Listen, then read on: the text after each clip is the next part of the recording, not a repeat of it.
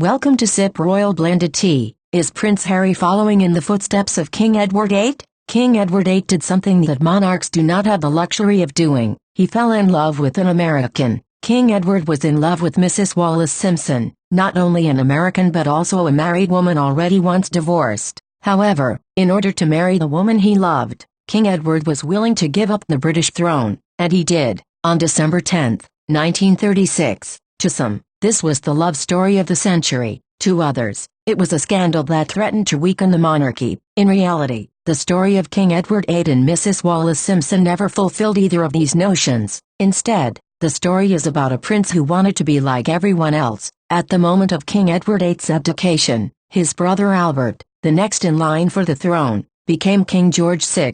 Albert was the father of Queen Elizabeth II. On the same day as the abdication, King George VI bestowed upon Edward the family name of Windsor. Thus, Edward became the Duke of Windsor, and when he married, Wallis became the Duchess of Windsor. To Edward's great sorrow, he received a letter on the eve of his wedding from King George VI stating that by abdicating, Edward was no longer entitled to the title Royal Highness, but, out of generosity for Edward, King George was going to allow Edward the right to hold the title, but not his wife or any children. This greatly pained Edward for the rest of his life, for it was a slight to his new wife. After the abdication, the Duke and Duchess were exiled from Great Britain. Although a number of years had not been established for the exile, many believed it would only last a few years. Instead, it lasted their entire lives. The royal family members snubbed the couple for the rest of their lives. The Duke and Duchess lived out most of their lives in France with the exception of a short term in the Bahamas. Will this become the case of the Sussexes? Welcome to Sip Royal Blended Tea.